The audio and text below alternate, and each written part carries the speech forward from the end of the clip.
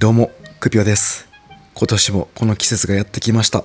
新型ポータブルクーラー発売されました。今回はなんと過去最高の冷房能力 1850W という家庭用クーラーに迫る冷房能力があるポータブルクーラーです。この動画が初公開ということで自分も楽しみにしていました。自分の軽キャンピングカーインディ7272はクーラーがないので実際にクーラーつけたいと思っていました。なので案件のレビューですが、いいところだけ探すんではなくて実際につけるとどうなるのか一ユーザーとしてガチ検証します。今日は実際に助手席の窓に設置して暑い車内で何度まで下がるのか検証します。イーノンさんの新型ポータブルクーラー BA800 と言います。実は 2,3 年前に前の BA600 というモデルもレビューしました。でその当時はそのモデルが冷房能力一番強かったんですが、暖房機能がなかったり自分では確認できなかったんですけど、傾けると水が漏れたりカビの匂いが心配という声もあったようです。今回のモデルはそれより冷房能力が上がった上に前の弱点を全部直してきたそうです。冷暖房機能搭載、しかも業界初の自動クリーン機能まで搭載しているようです。気になるのが冷房能力もそうですが、本当に水漏れはなくなったのか、実際に結露溜まってから傾けてみますね。それではガチ検証スタートします。今日の温度なんですけど25度ぐらいとそんなに暑くありません。ですがここのガレージなんですけど、断熱壁にしたり 200V のエアコンに上も断熱入れてます。そして今夏なんですけど石油入れてきました。暖房器具3つ使ってこの車高を30度の夏に仕上げたいと思います。それでは簡単にスペックを紹介します。もしそんなスペックなどいらない、検証だけ見たいという方はこの動画の概要欄にチャプター目次ありますので、そこから知りたいところに飛んでください。まずは冷房能力です。 1850W にパワーアップして、新たに 2020W の暖房機能がつきました。夏も冬もこれ1台でいけます。冷房能力は前のポータブルクーラーより能力が上がっています。この冷房能力 1850W っていうのがどんだけすごいかと言いますと、窓用クーラーが1400から 1600W の冷房能力で、家庭用クーラーですね、6畳用が 2200W です。なのでかなり強力なことがわかると思います。パワーアップしたのに消費電力は 520W と省エネ設計になっています。ポータブル電源でも長く使えそうです。そしてサイズも前より少し小さくなっています。で、重さも 11.5kg と約 26% 軽くなりました。こんな感じでもう簡単に片手で持ち上げることができます。これなら女性でも車への積み下ろしも問題ないと思います。そして目玉機能の自動お掃除機能です。20分で内部のカビ、汚れ、悪臭を強力に除去し、清潔な風をキープするそうです。こちらも試してみたいですね。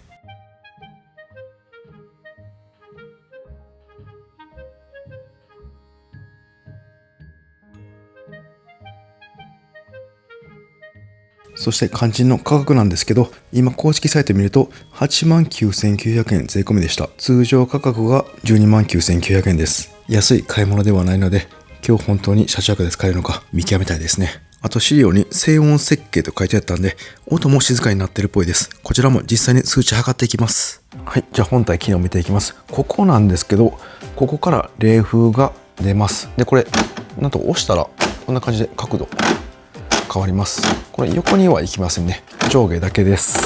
そしてこちらなんですけど、空気の吸い込み口になっています。でこういったパーツがあります。ここの前面にちょうどはまります。すごい簡単にワンタッチで入ります。で付属品にこういったダクトが2つあります。でここにはまるんですけど、こんな感じでちょっと切り鍵ってですかね、入っています。これを押して回すだけで簡単にロックされます。で上もダクトがつけられます。すごい簡単ですね。でこんな感じでダクトをつけるとこうどめたりもします。なんで例えば外にですね、車の外に置いちゃってこの冷風だけ中に入れることもできます。テントも大丈夫ですね。で次こちらが裏なんですけど、ここから熱風が出ます。でこっち側は空気吸い込みですね。熱風用の空気を吸い込みます。そして裏にもこういったダクトをつける用のアタッチメントがあります。こちらもすごい簡単で、ここに入れて、で上側もこんな感じで簡単にロックされます。なんか前より簡単にすごい密着性もあるし精度上がってますね。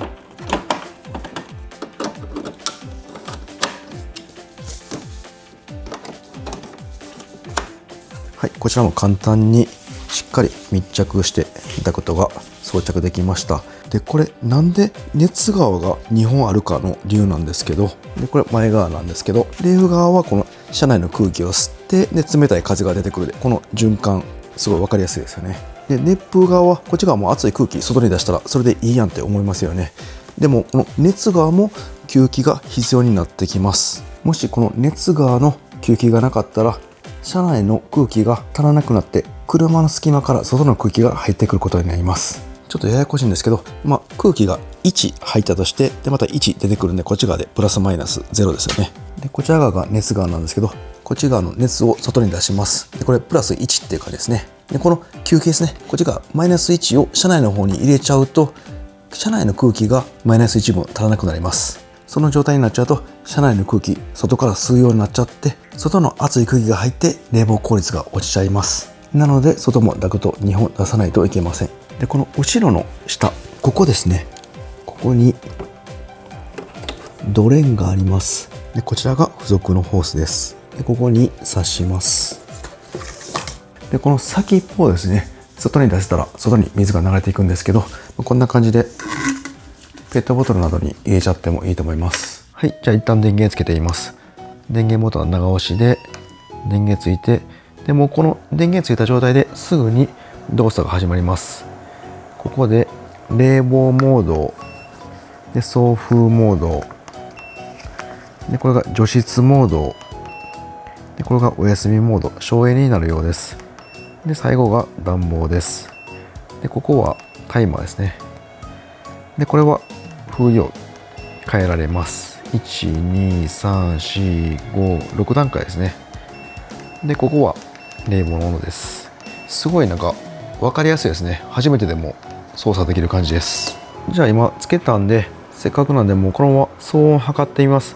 1メーターこの送風口から離して、でスペクトラムアナライザー、これで何デシベルか騒音分かりますんで、こちらで測っていきます。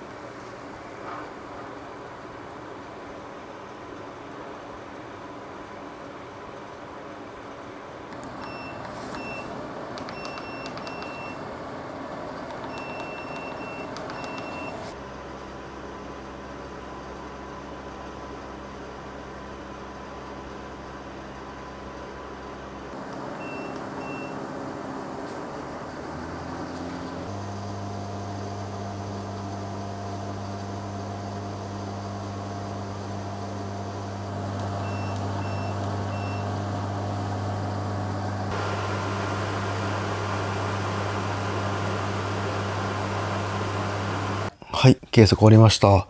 風量マックスにするとある程度やっぱ騒音はしますね。ただ風量1にするとそこまでうるさくないかなという感じでした。で風量マックスで一番温度下げた時で消費電力は 500W でした。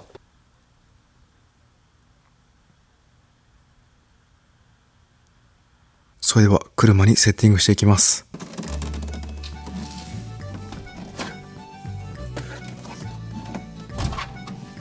助手席を前に倒して、でその上に板を乗せてます。この上に置きました。後ろから見たらこんな感じですね。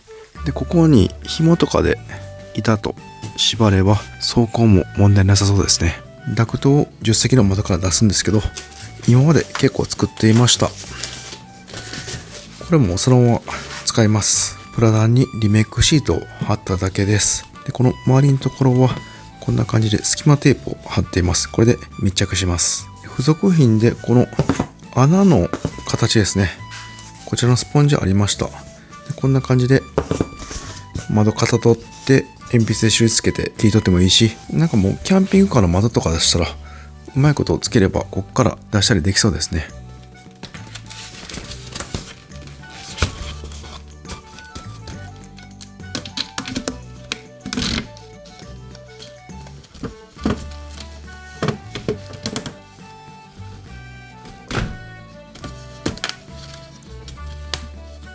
なんか前作ったやつとサイズが違うんですかね。隙間が少し開いちゃいました。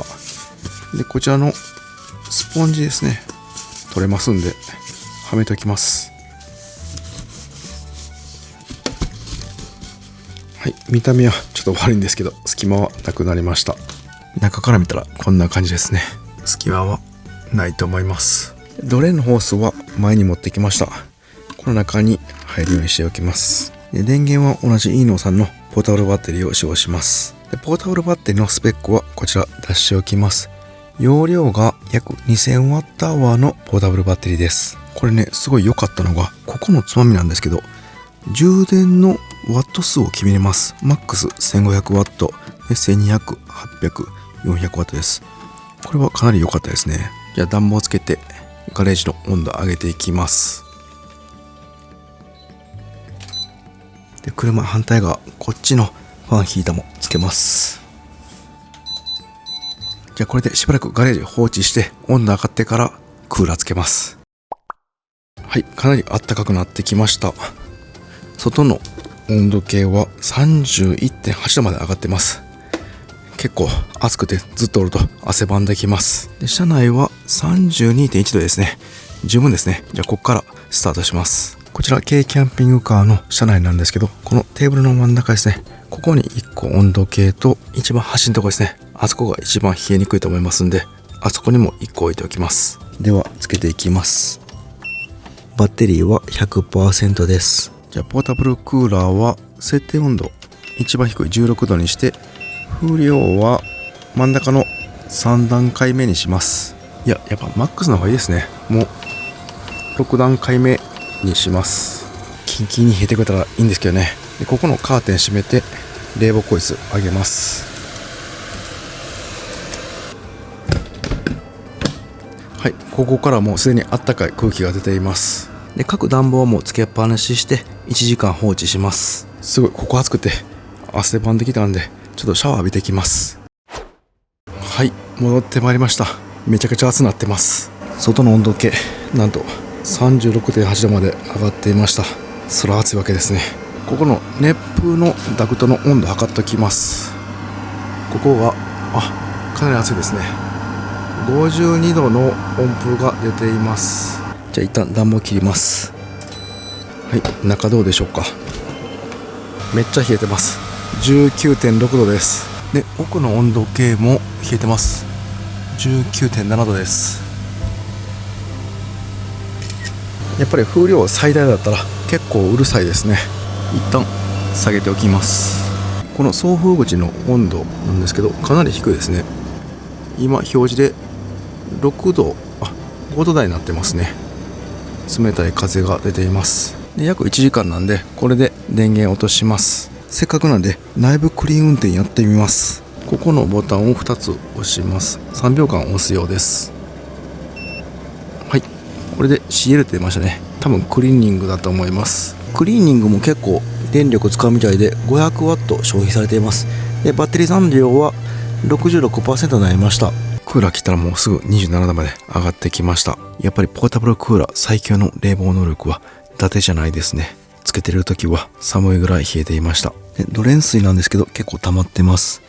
だいたい 200ml っていう感じですかね。で気になる水漏れですよね。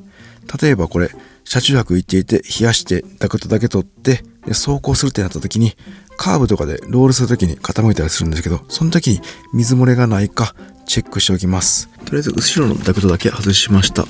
でこの状態でそこに今水は溜まっていると思います。で傾けたりするとこのドレーンからですね、このホースから出てここに溜まる予定です。でそれは問題ないんですけど、この走行中にこれで傾けて水が出たら問題ありますんで、そこだけチェックしておきます。はい、じゃあちょっと30度ぐらいですかね、傾けてみます。こっちが反対もですね、傾けます。で前にも30度傾けます。で後ろも30度ぐらい傾けます。はい、この状態では全く濡れていません。でさらにもう全方向45度ぐらい傾けてみます。これは水漏れしそうですね。大丈夫でしょうか。45度です。前の方もこんなに傾けてます。大丈夫でしょうか。でこっち側も45度傾けておきます。はい、大丈夫ですね。漏れてません。かなり傾けましたが、水漏れは自分では確認できませんでした。こんだけ傾けて水漏れしないんで走行中は大丈夫そうですね。ただ今回1時間での検証なんで、今度また長期で借り入れたら車中泊などで使ってみて試してみたいですね。それでは今回の検証結果まとめます。冷房能力検証。条件はガレージ内気温 31.8 度スタート、車内 32.2 度から1時間で 19.6 度マイナス 12.6 度になりました。外気温 31.8 度スタートで最終 36.8 度まで上がっていました。最後外気温との差はなんと温度差 17.2 度です。かなり強力ですね。ガレージ内ということで外でいう曇りコンディションと同じような感じです。直射日光当たる環境ではさらに冷えにくくなると思います。こちらはまた後日検証してみたいですね。ただガレージ内はもういるだけで汗が出てくる環境なんで検証としては問題ないかなと思います。気になる騒音の検証ですが、1メーター離れた状態で風量1の場合50デシベル、風量3の場合57デシベル、風量6の場合は63デシベルでした。で電力なんですけど、消費電力約500ワットでした。カタログが520ワットなんでもうカタログ通りって感じですね。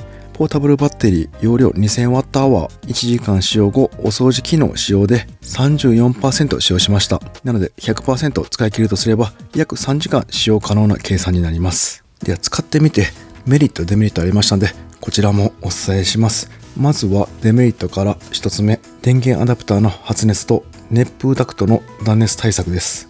この電源アダプターなんですけど、測ると55度まで発熱していました。かなり熱くなっていました。少しでも冷やしたい車内、冷房能力をロスしたくない空間においてこの熱源が車内にあるのはもったいないなと思いました。こんな感じでカーテンがあるレイアウトでしたらそんなに問題ないかなと思います。こっちが外に出しておけば問題ないと思います。もし同じ空間にこの電源アダプターを置く場合は55度の熱源が少し嫌ですね。でこのハイネスダクトも測ると40度でした。でこのハイネスダクトの40度の熱源がこちらもバーってこんな感じで助手席にありますんで、同じ空間の場合はこちらも冷房のロスになると思います。こちらもツールームみたいな感じでしてあげれば問題ないんですが、同じ空間の場合は断熱した方がいいかなと思います。断熱の銀マットなんか巻くとかなり熱は遮断されますが、また手間が増えます。でも冷房の能力がフルで活かされるんで、できれば断熱はした方がいいかなと思います。で次のデメリットなんですけど、約2年ぶりぐらいにこのポータブルクーラーでセッティングして使ってみたんですけど、このダクト2本の手間やっぱり面倒ですね。これなんとかならないですかね。で特に気になったのはこうセッティングして窓をはめますよね。でこの開けた状態ではめて最後閉めるんで、このなんか負荷がこうなんですかね、この根元に行くんですよね。なんで気になりました。かといってこの運転席からセッティングしようとすると結構無理な体勢になっちゃいます。分かってましたが改めて面倒だなと思いました。なんかこう横じゃなくて上とかですねになんかこのダクトがつけれた少し手間が楽になるかもしれません。で窓側のセッティング終わってからその状態でこちらにパチってつける、そんな感じの方がいいかもしれません。この辺は次回に期待したいですね。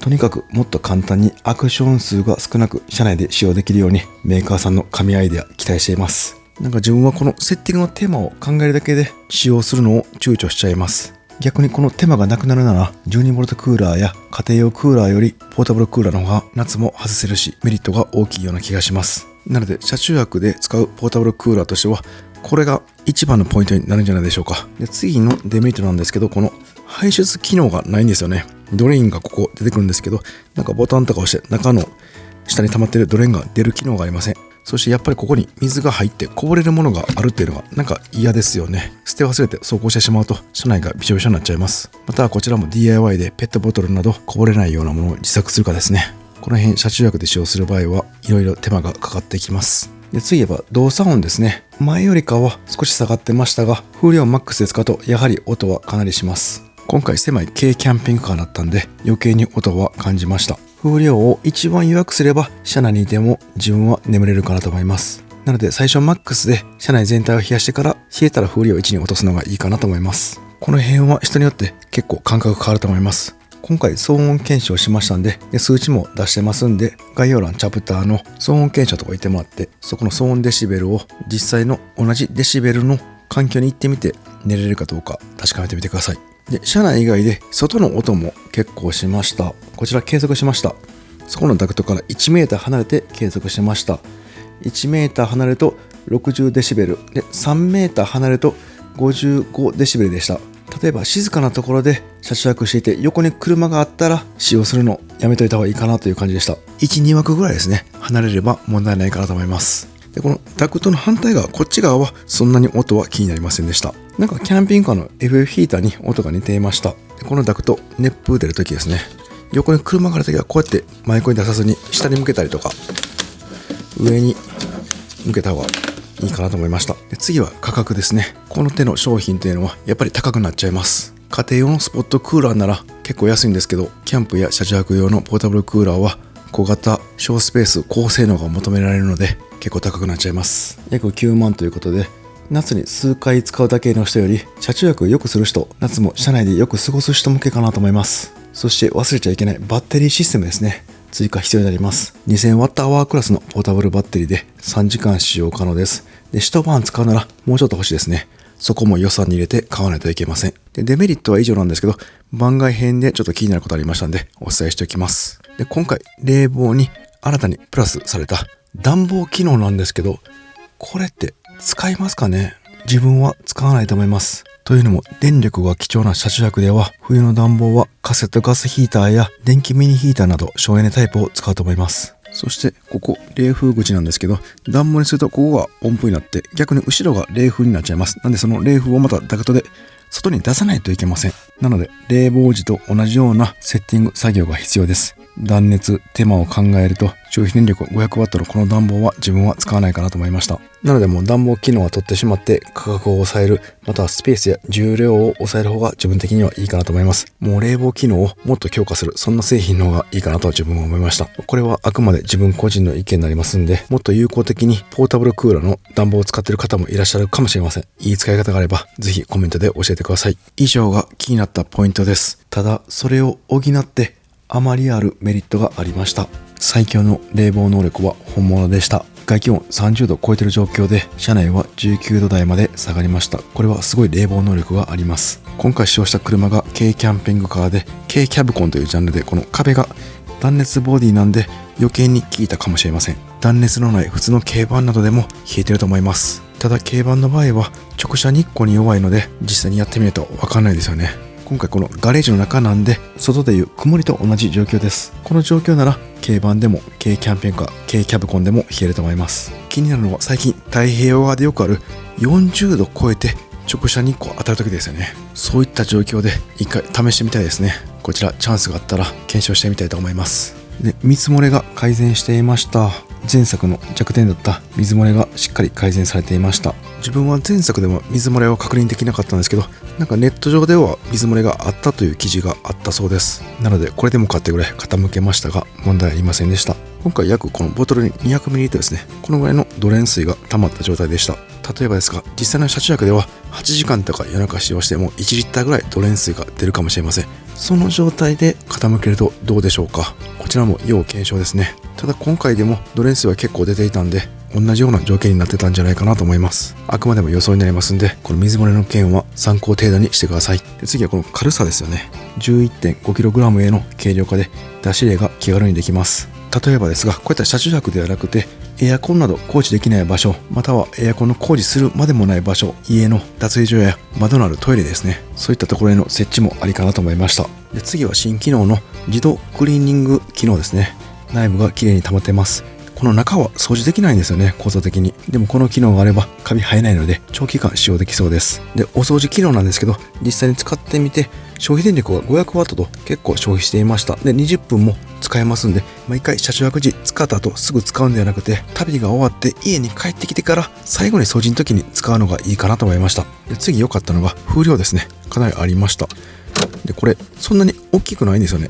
で、ちっちゃいんで逆にこの風がまとまってくるっていうんですかね、すごい遠くまで壁まで届いていました。なのでサーキュレーターいらなかったですね。よく言えばこういった上下とあと左右に行ってくれた、さらに良かったですね。以上が今日一日使ってみた感想になります。今まで使ったポータブルクーラーの中では一番いいんじゃないでしょうか。軽さもあるし強力でもある。今のところこの軽キャンピングカーインディ727に設置したいポータブルクーラー暫定1位といった感じです。このダクトのセッティングが面倒なんですけど、もう車中泊スポットについて動かないって決めた時はかなり使えるんじゃないでしょうか。一度この夏インディ727でポータブルクーラー使って車中泊に行ってきたいと思います。ご視聴ありがとうございました。